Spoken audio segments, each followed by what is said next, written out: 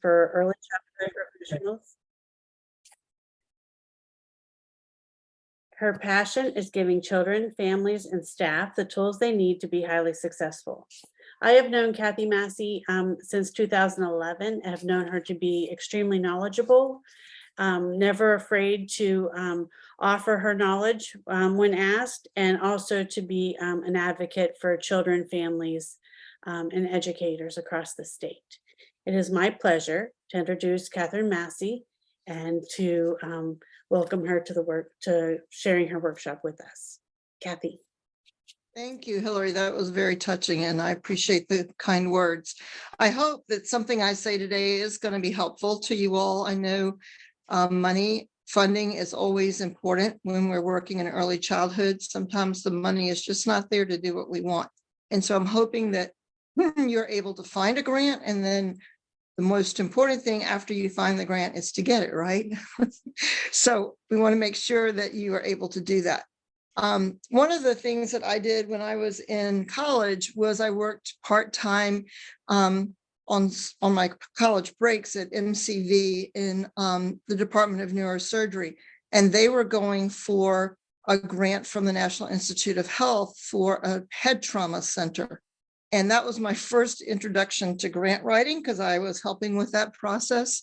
It was over 1,000 pages we submitted for that. And pretty much it was a research paper with all the footnotes and things that would be required in a regular research paper to prove our needs. So that was my first introduction. And I'm hoping that you find grants that require a lot less than some of the stuff I'm going to talk about today. But I want you to be prepared in case you do have to do all of this. So I want you to think like a grantor. They get their funding from either Congress, which then goes through the administration and the cabinet chairs to be published as for people to apply, or they're like local donors that are contributing to a hospital foundation or Wings of Hope or something like that in your area. So those grantors are looking to make the most of the money they receive because they want to be able to get that money again. And so they're really looking to give it to the very best candidate that's going to get the best results for them. And so you want to be that candidate and you want to prove that you're that candidate, right? So again, just be thinking like that grantor. Who are they looking for to give this money to? And okay, so a grant request for proposal is an RFP. And what they have to do with that, when they've got the money to give out, they want to be able to write it up in a format that is fair to whoever's applying and gets the best candidate for that money. So a request for proposal is very detailed. And I'm going to go through one today for you briefly, just to show you what that looks like. Some grants also require a notice of award. And I don't know why.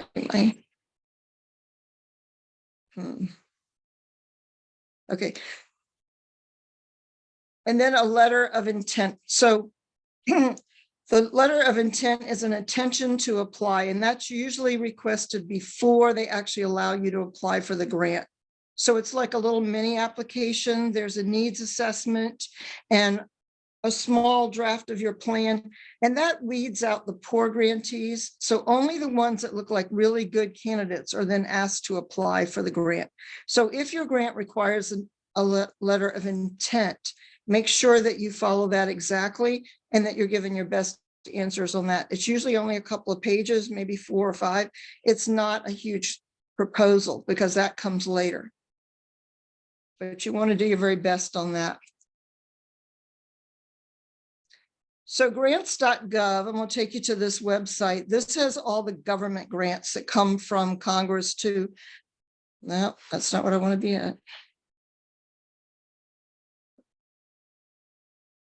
Go anywhere else. So this has a listing of all of the grants that are out there that you can apply for and go to. And so they have lots of information there. So if you're interested in looking at that, you have to fill out some forms and have your numbers and things available to prove you're a 501c3 or what kind of organization you are. So this is one of the opportunities on that site that I found that is pretty close to what you might find if it's coming down to the local level. And that's the other important thing, is to check out, what is this grant? Who is this intended for?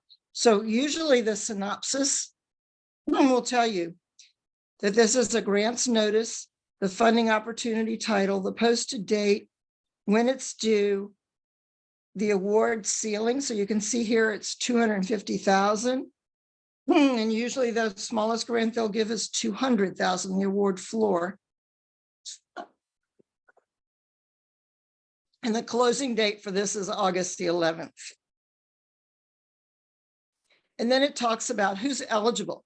Native American tribes, nonprofits having a 501c3 status, others, and you'll have to look further in the grant to figure that out. And even nonprofits that don't have a 501c3 status. And to be issued additional information on eligibility, they're looking, of course, for entities that are, for this grant, working with sexual assault and domestic violence victims. And so then a full description of that, and then the C related documents, that's where you want to go to for the actual RFP. So we're going to go to the related documents. Where'd it go?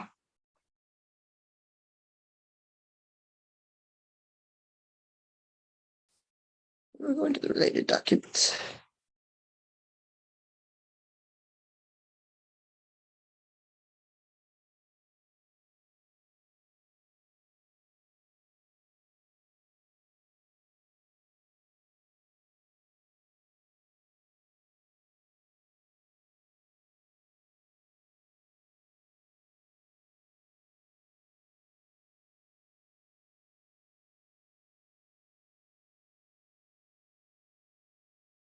So I'm just going to go through this briefly because I want you to see the parts of a grant.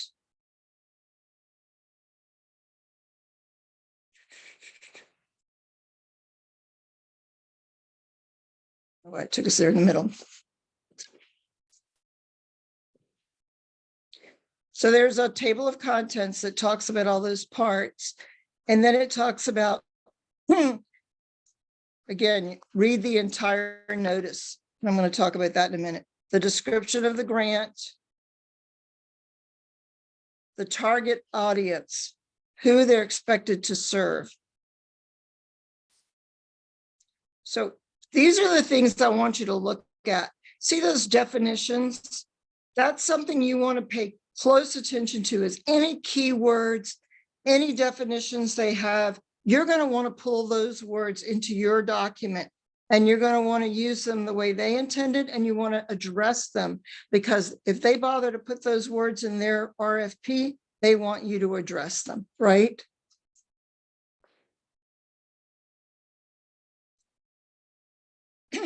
Purpose and goals of the grant, the phases of the grant. So some grants you will write for 1 year or 6 months. Some you might write with a 5-year or longer, or 3 years. So you need to be able to think, you know, what do I'm going to need in 5 years, in 5th year to make this grant work?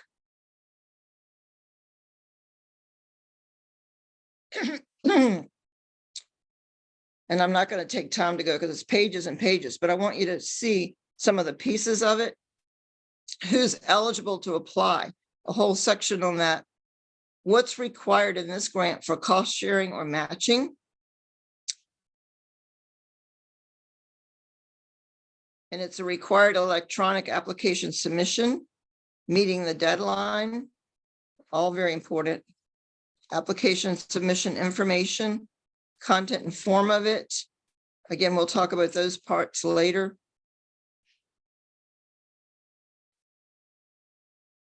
File formats. There's a whole lot of information here about how it actually is required. to be submitted, and you want to make sure that you are taking notes on that. The project description, this is where you start filling out exactly what you want. And here's a letter of intent that they want from you. And that is used to determine the number of reviewers that they're going to use to review these applications. Now, this one is saying the letter of intent is optional.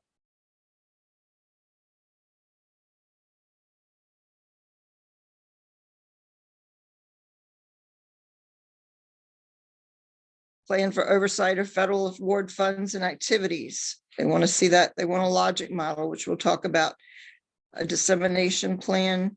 A lot of grants, and I did not address this later, but a lot of grants are going to want to know, how are you going to let the media know you got this grant? How are you going to advertise our program? Because when you advertise us as your grantor, then donors will be more likely to give money to us, right? So they want to know how you're going to advertise them. And then the project budget, the personnel, the travel expenses, those kinds of things, supplies. What else do you need to run this grant? And then what non-federal resources are you going to bring to bear, or resources that are not given to you in this grant? And again, more information about the submission process.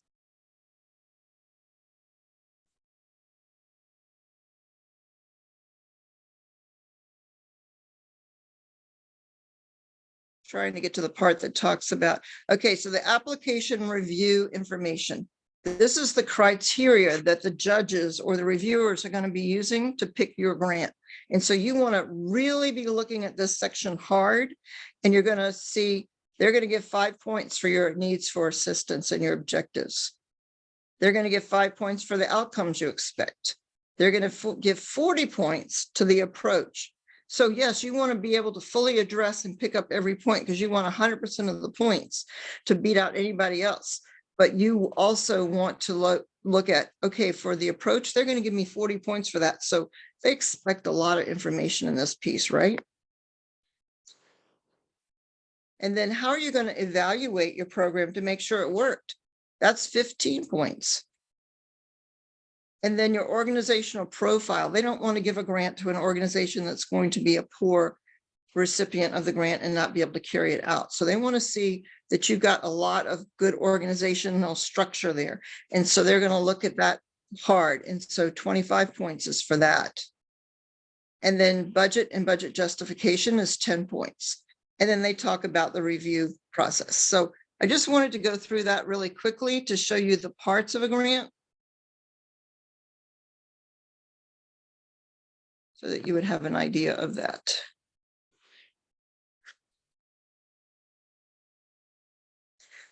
So in addition to grants.gov, there are lots of philanthropic organizations and health foundations in our communities, and we have to ferret those out. And your public library has a good list of those for you if you want to go research that at your library. Also, if you know of a foundation in your area, they're sometimes able to give you other avenues to approach. I've had that happen before, where I was told, we don't have any money for your organization right now, but I want you to try this one, or this one. So don't give up. If your local one doesn't have one, they might know somebody else who could help you out.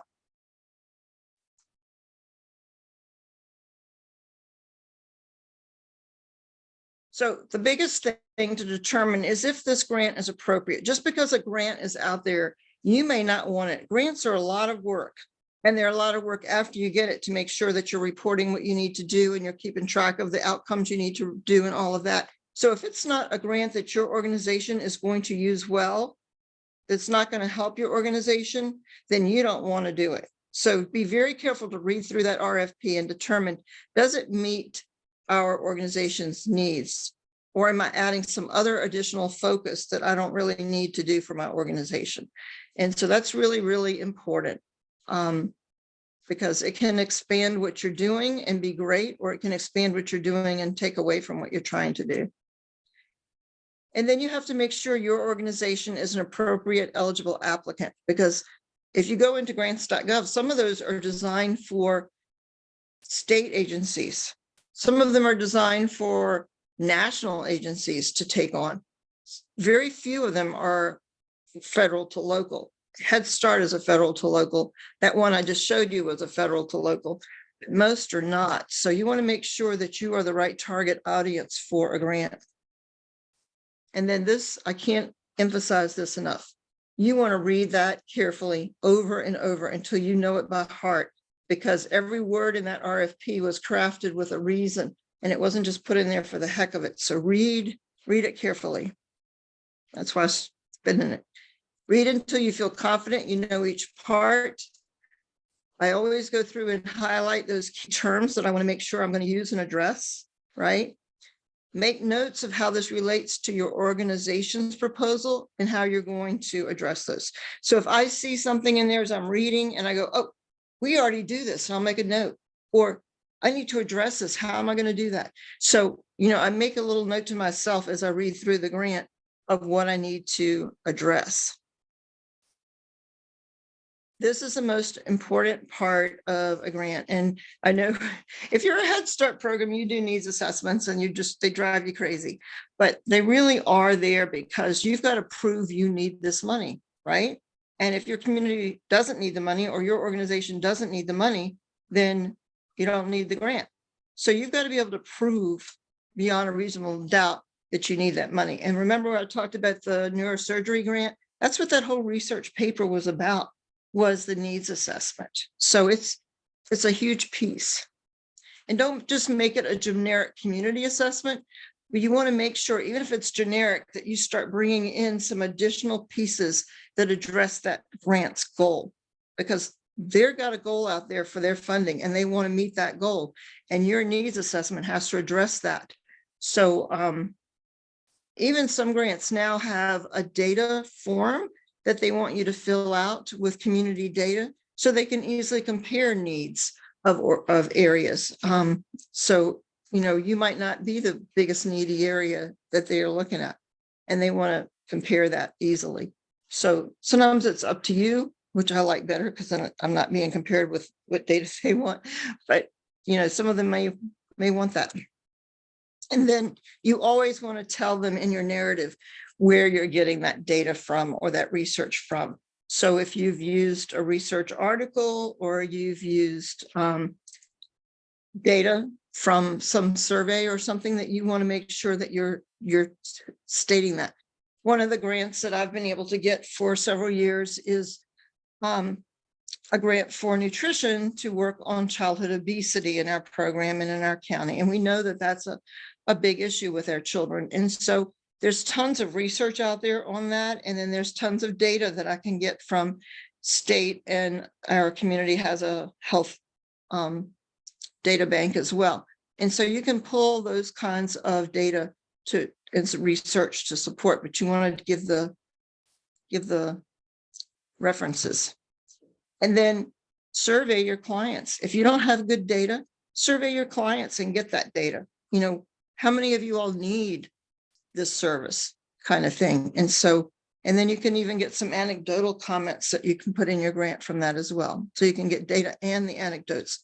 And I'll talk later about that, but that's really important to have both. So this is the part that's where you are putting the most of your bang for your buck, is your proposed plan, because this is where they want to know what you're doing is going to work and that you've got a really good plan for how it's going to work. It should be clear and it should address every area in the grant proposal. So if they put it in the RFP, they want it addressed. So you've got to make sure your plan is addressing that. Use the terminology and concepts and add it in with your own plan. Don't just, I've read grants where they just spout off the words and the terminology and they're not clear about how they're going to actually do that. And so you want to not only talk about, we're going to address domestic violence, but you're going to want to talk about what are we actually going to do for that. So be realistic in your timelines and your plans. Timelines are really important, and some grants actually require them, but it's always a good idea to add them in because they show that you've got expertise in planning for implementation. So what is your timeline? If you get this grant funding, what are you going to do with it? Most grants, you've got to hire staff. So you're going to be posting job descriptions and vacancy notices. When are you going to hire? How long is it going to take you to get that person on board? for that grant, whatever. So putting those timelines in, and then when do you expect to start services, and when do you expect to start your first evaluations, and those kinds of things. They're really, really important details. And then a logic model shows exactly what will be done and how it will be measured. And that's really important as well. And a lot of grants will even give you the logic model that they want with all the pieces. And if they don't, you can certainly create one. What is your objective to get that main goal for the grant done? What are the actions you're going to put in place? And list those. How are you going to evaluate that that action was effective? And then when do you expect this to be, implemented conclusively? So those are all really important pieces, but they might add other pieces as well.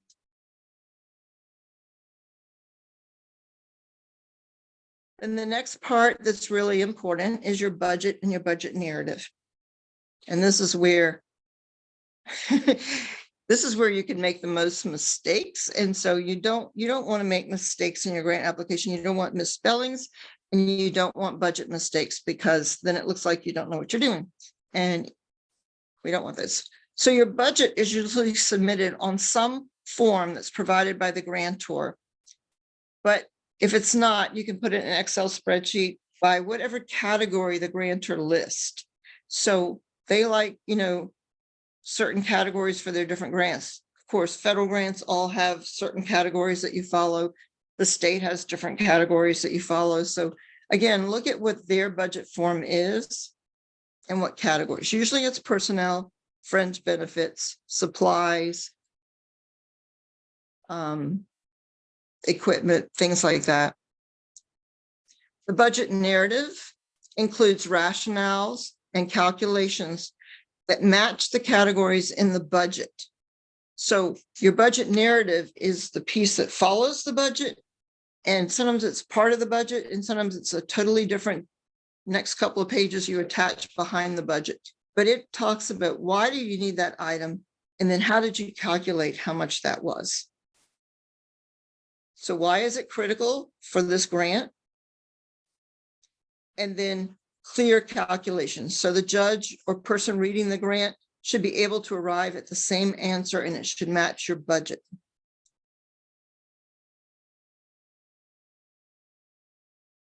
So for instance, in your budget, you had put $7,020 under supplies. Here in your budget narrative, you're going to say why you need that $7,020. Computers are needed for the teachers to access the online curriculum, lesson planning and assessment tools. And I'm going to use HP Pavilion laptops because they're supported by the organization's technology staff. So you're given a rationale, or you can say, and we'll put out bids and get these items. They want to see, what you're going to do with that money. And so then I always like to put a table with it, because tables are easier to read and it's easier to do the calculations. So 540 times 13 should give you 720. And if it doesn't, then, that's not a good thing. It should all match. That 7,020 should actually be in my budget, because we're now in the budget justification.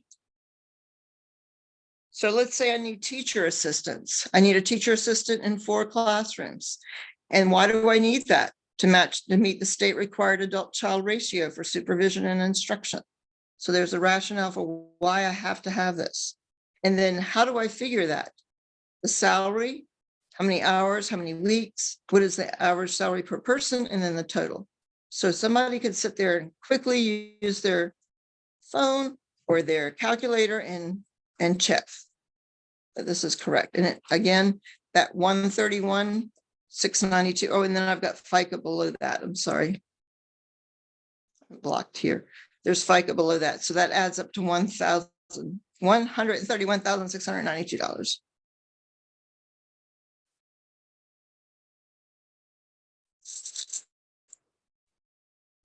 And then the other piece that you always want to have now in federal grants like Head Start, a local match or in-kind is required.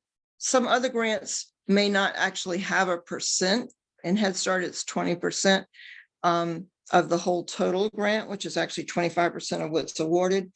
But other grants may not have a set match, but they all want to see that it's not just coming from them, that you've got other resources to be able to implement this grant. If they think, your whole success lies and dies on their grant, they're going to be a little bit hesitant to give it to you. So you want to be able to, like when I write for the Stafford Hospital nutrition assistant, I show what kinds of support we have in our school system to support that. I'm only asking for this salary, but I've got all these other pieces that are going to support that.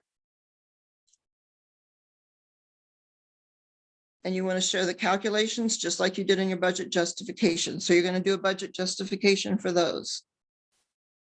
So portion of your supervisor's salaries, my salary might be paid by Stafford Schools, but a part of my salary is actually supervising this grant to make sure it's written, to make sure that, the person's doing their job, blah, blah, blah, blah, blah.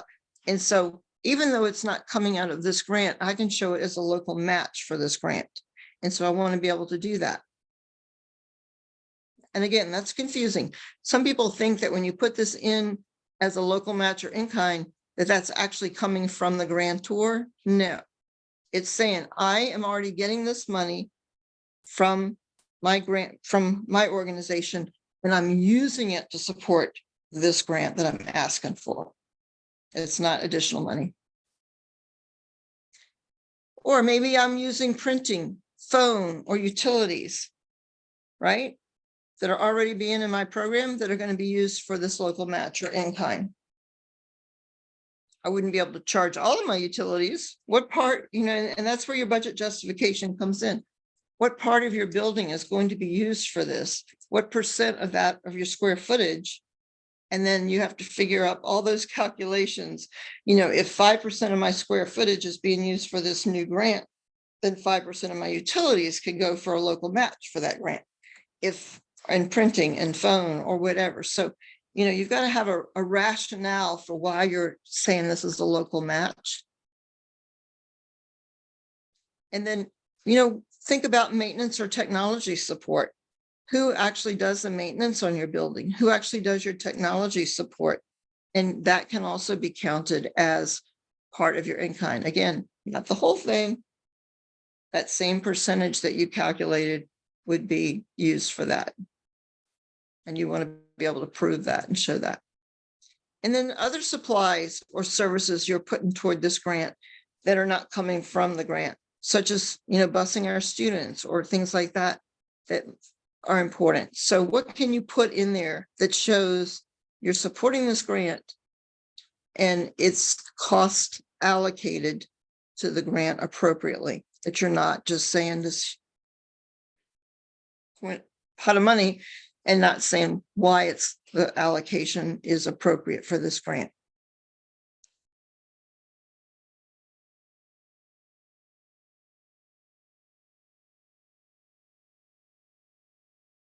A lot of grants have this as a huge section. Remember the grant I showed you how much? I think they give 15 or 25 points for this. Organizational capacity.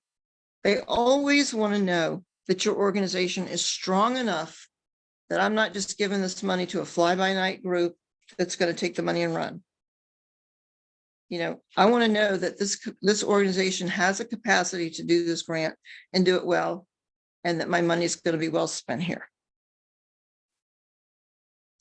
So they want to know a history of success with grants or similar projects. If you've got any of that, use it. And this is really important. Once you get a grant, you want to follow up with all the reporting. You want to show outcomes that are really cool to your grantor, because a successful grantee is more likely to be granted again. So you want to make sure that you really look at how you administer your grants and that they're important to you. And they want to know about staffing. Is there leadership with a level of experience that's going to lead this grant? And if you're hiring that leadership, then you got to talk about what kind of supervision that leadership is going to have so that they're going to be successful. And then if you're adding new staff, you need to create job descriptions with experience and required training listed so that they know if you're hiring somebody, what quality of person you're getting. And does your board, whatever organizational board you have, do they have any expertise, or do they pull in other people with expertise?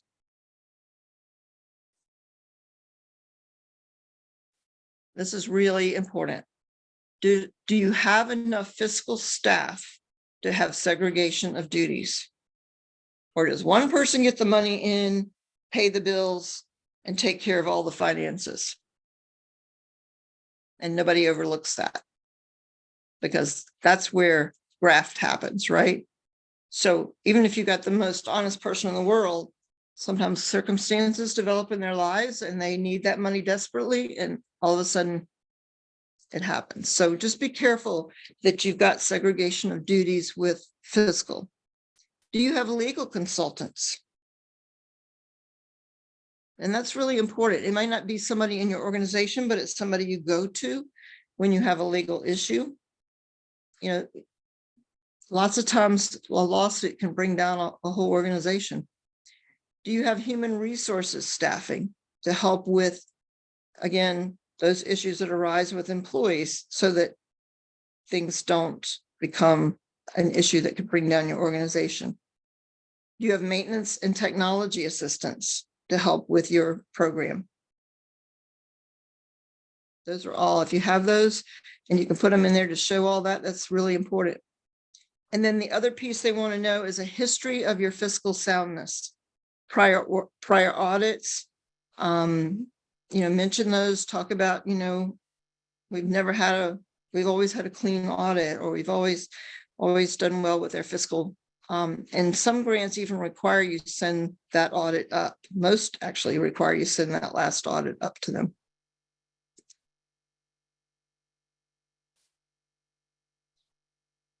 And then this is the fun part, but often the most time-consuming part are the attachments.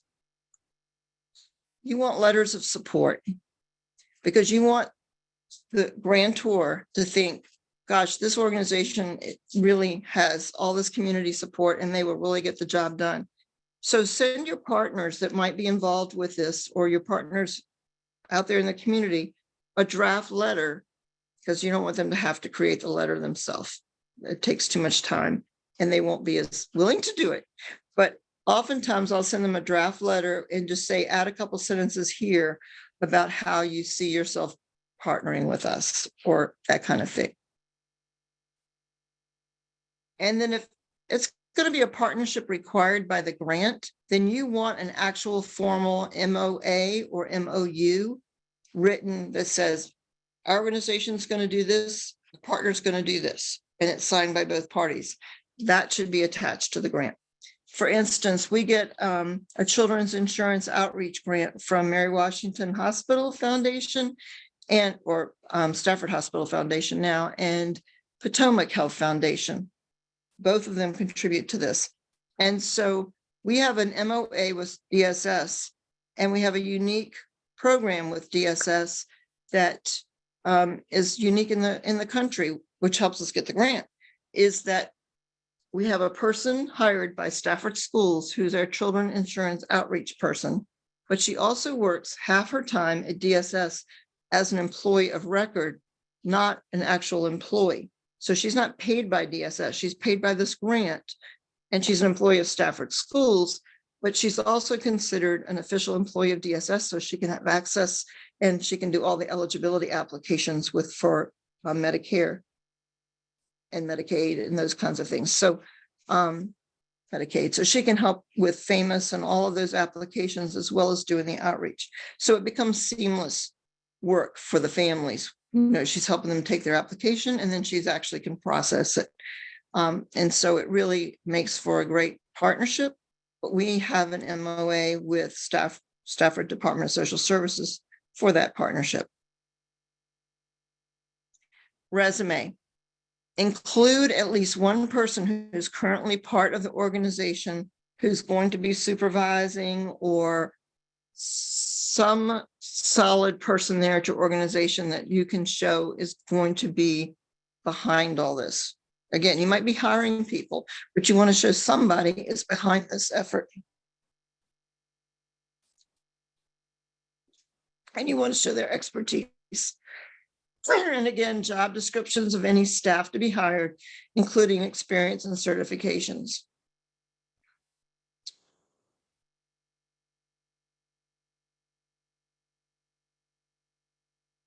And then going to the grant award points or evaluation system.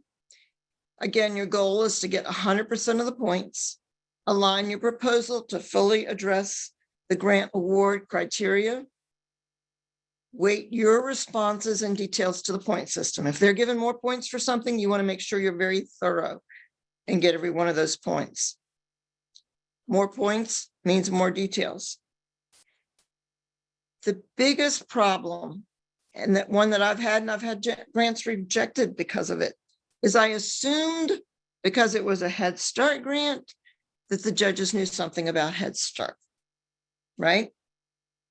Never assumed that anybody knows anything about what your organization is or you're proposing to do. That will bite you. So you need to just be as clear as you can be. Make no assumptions. Understand. Oh, gotta go back. I got about that.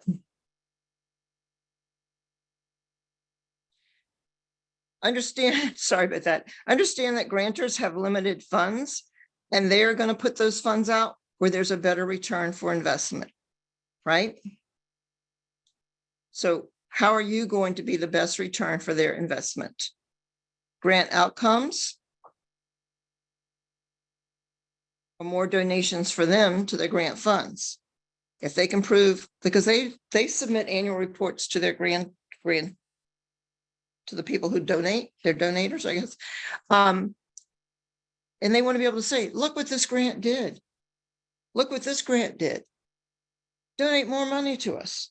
And so the more outcomes that you can give your grantor, the more donations you're going to get.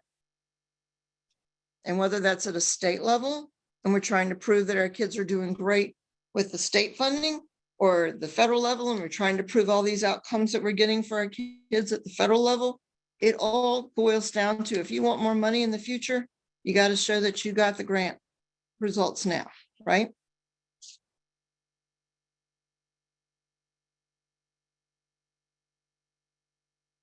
Come on.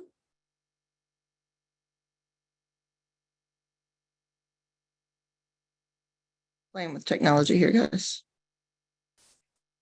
So before submitting your grant, proofread, proofread, proofread, elicit others to proofread. If you have spelling mistakes, if you have calculation mistakes, they happen constantly, you've got to make sure you're not submitting them with those, because then it looks like you don't know what you're doing. The other thing is you can divide the responsibilities for each section to a team. So you're not having to write it all or do it all, but you're going to have to build in time where you sit and pull it all together as a group and look at it and make sure it all melds, because you don't want disparate ideas out there. Did everybody who read it understand your proposal, and is it clear? You know when you're writing it what you mean, but somebody else might not. And can they do the same calculations you did, and do your numbers on your budget justification match the actual budget you presented? And is your budget within the limits of what the grant gives? So what I like to do before submission is to go down and read all. Remember in that grant, I showed you all the submission stuff and how complicated that was? Make yourself a checklist of it. Make sure you got everything, that you need to have there. Because you have to be exactly correct. If your submission isn't right, they won't accept it. And you've done all that work for nothing. You want the number of pages. What font do they want me to use? Do they want it double spaced, single spaced, 1.5 spacing? Do they want 1-inch margins? Do they want the pages numbered in the middle, on the end? Do they want a table of contents? Usually a table of contents is a great idea, whether they want it or not, but they might require that. And then you want to go back through and make sure all your documents are submitted in the required order, whether you bind them as a paper copy or whether you submit them electronically. You want it in the required order. Some grants want it stapled, some want 10 copies stapled and an original. Some grants want only the binder clips on, no stapling. Read carefully what the grant wants. And then check that due date over and over. You want it on time. They won't take it after. One thing that I've always done is to backdate my calendar. So if I know the grant is due on August 11th, then I'm going to backdate. When do I need to start working on this grant? When am I going to need board approval? Because the board only meets once a month. When am I going to need this? When am I going to need that? This letter of partnership, I've got to get that done. And I've got to give myself enough time to get that back from them. So, because, you know, I can't just send it to them tomorrow and have it today, right? I've got to make sure that I've got time on my calendar. So I just go back and put on my calendar all those things that need to be in place, backdated, and I give myself some extra time.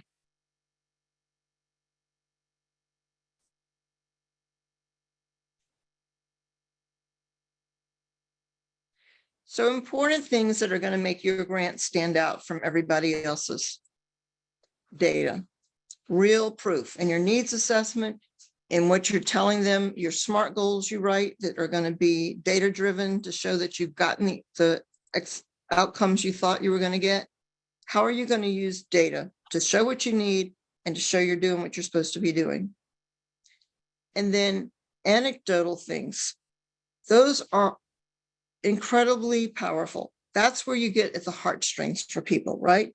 The data is proof, but the anecdotal is where you pull at their heartstrings, and you want to do that. You want to be able to give some kind of, you know, we helped this mom last year, you know, overcome obesity and change her diet, and now she doesn't need her diabetes medication anymore. Anything like that that you can show anecdotally is important. And if you can get a letter of support from that parent or that client, it's even more powerful. You always want to look for something innovative, a different approach, or a broader outreach. So if I'm trying to do children's insurance assistance for my families in my Head Start program, that's not going to be as powerful a grant as if I'm saying I'm doing it all for all of Stafford County, right? So I'm going to do a broader outreach than just my little program. I'm looking for something innovative. So I'm working with DSS to do an innovative approach of a blended position. So what can you do that's going to be a little bit different, a little bit more out there without making it too difficult for you, because you're the one who's got to administer this. But just think about what's going to catch the judge's eye. That's like, oh, wow, we've got to be behind this. And then you definitely want to show partnerships and community support for your organization, that you're not just out there trying to do it by yourself, that you've got help. You've got volunteers, you've got other organizations in the community that support you. That's what the letters of support are all about. Even if they're not helping you with this particular grant, but they are helping in some way, shape, or form with your organization.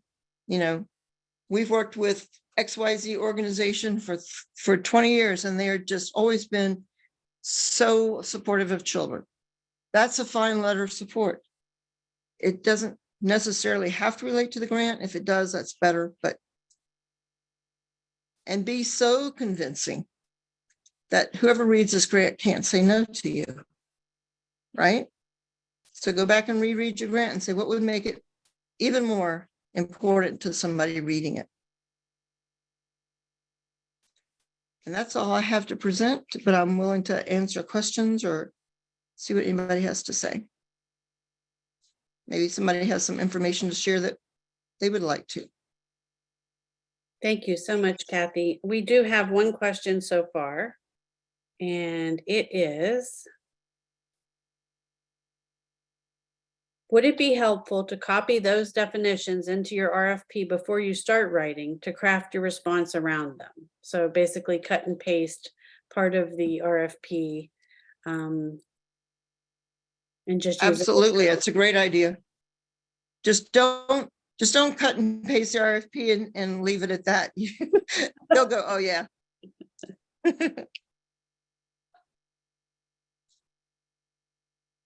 And I think that's it. Does anybody else have any questions?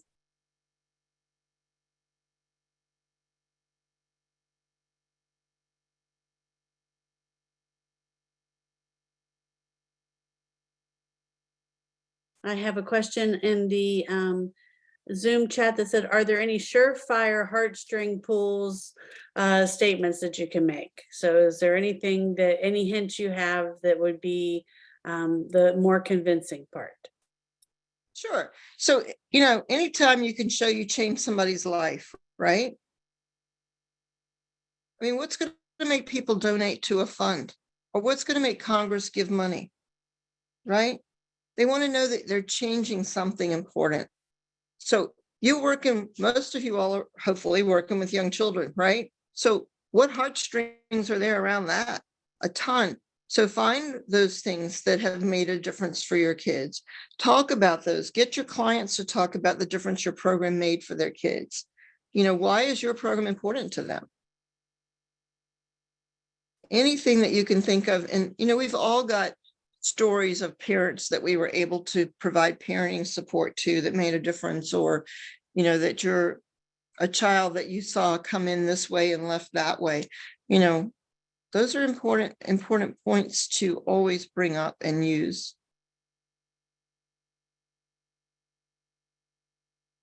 And this question is for Jennifer Root. It says, my apologies for coming late. Will a recording be available? Yes, ma'am. They worked hard on that part. Yeah. And another question is, what is the easiest way to ruin a good RFP? Ignore it and do what you want to do. Or take an RFP that you have no intention of doing just to get the money. I mean, that's just horrible. You will shoot yourself in the foot.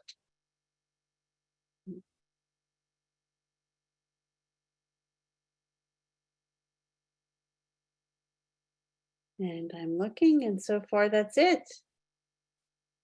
Any other questions? Does anybody have a grant that they've written that they were really excited about the fact they were able to get?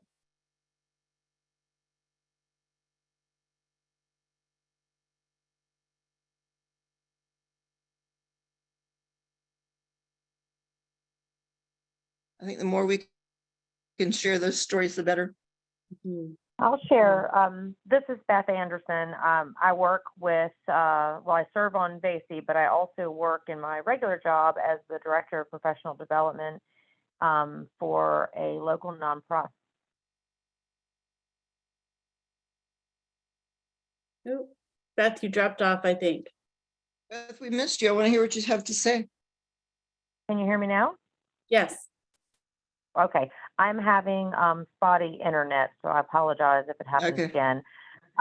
So I work with Children's Harbor, which is a local nonprofit here in Hampton Roads, and we have managed the Virginia Infant Toddler Specialist Network grant for many years. I think about 14 to be exact, but it was never something that was in my wheelhouse. I am the supervisor of the ITS, Infant Toddler Specialist, but never had to actually write the grant. Well, this year it came back to requiring an RFP from us after several years of just, having it be a rolling grant. And it landed in my lap. And I was so anxious, so nervous, and also totally challenged and committed to it. But I did. I wrote the grant. It was a very extensive grant. And we got the grant, I think mostly probably because we've had the grant for all these years.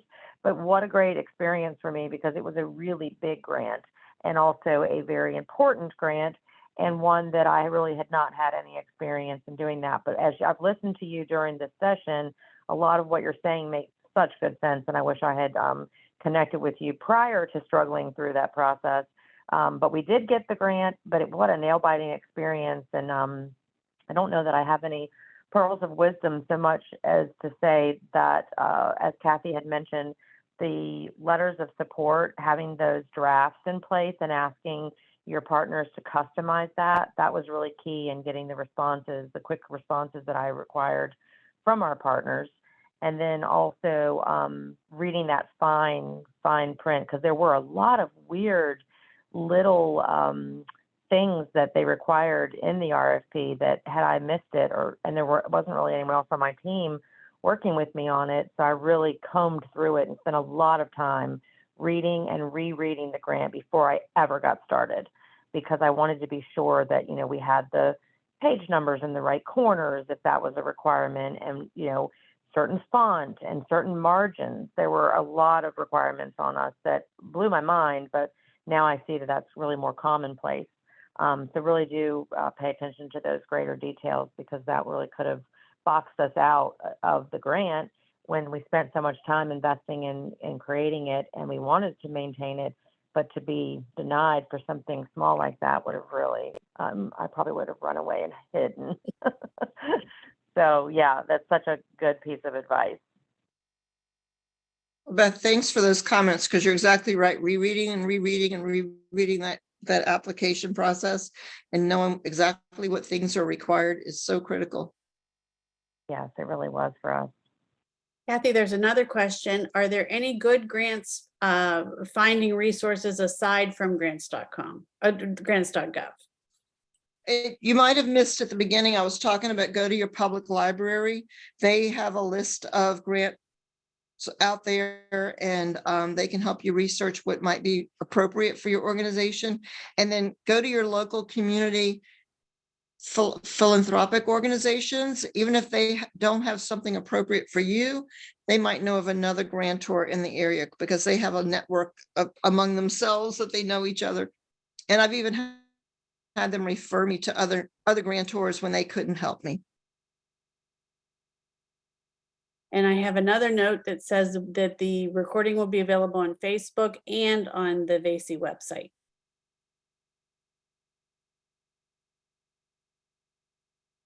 And so if we don't have any more questions, wait a second.